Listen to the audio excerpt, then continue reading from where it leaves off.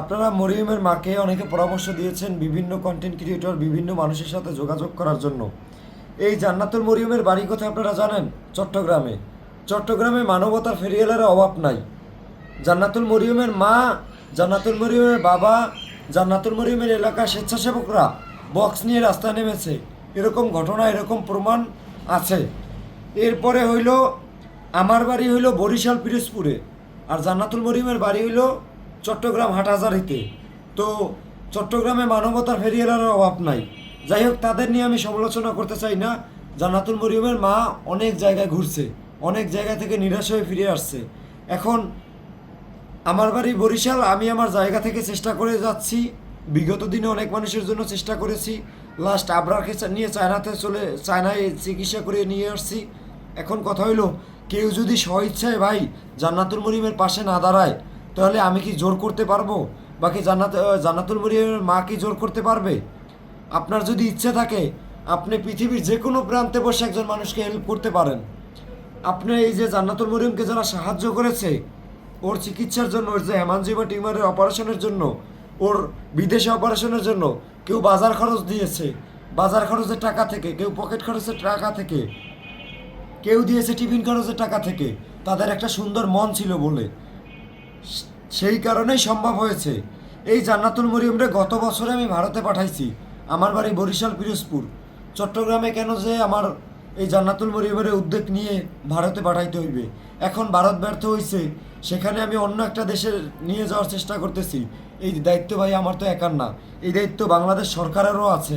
এই দায়িত্ব চট্টগ্রামের মানবতা ফেরিওয়ালা যারা আছেন তাদেরও একটু দায়িত্বের মধ্যে পড়ে। এই জান্নাতুল মরিয়মের বাড়ির আশেপাশে অনেক মানুষ আছে মানবতার ফেরিওয়ালা, তারাও জানে মরিয়মের বিষয়, তাদের কাছেও হয়তো বা গিয়েছে, তারাও চাইলে কিছু করতে পারতো।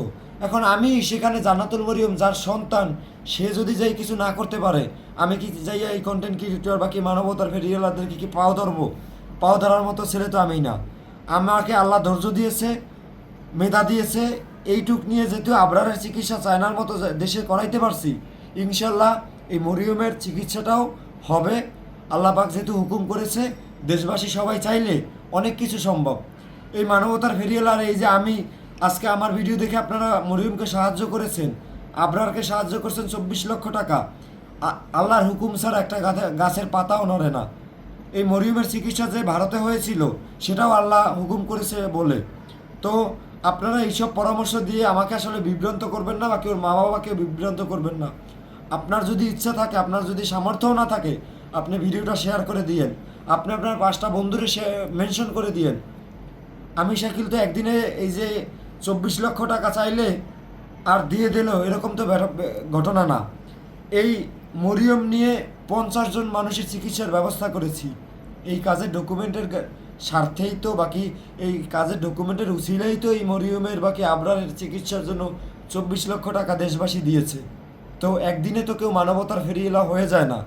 তো আমি এতটুকুই বলতে চাই যে মরিয়মের মাকে বাকি মরিয়মকে বাকি আমাকে বিভ্রান্ত করা বাদ দিয়ে আপনারা যদি জায়গা থেকে কিছু করতে পারেন সেইটা করেন, অথবা আপনাদের যদি ভালো না লাগে আপনারা ইগনোর করতে পারেন।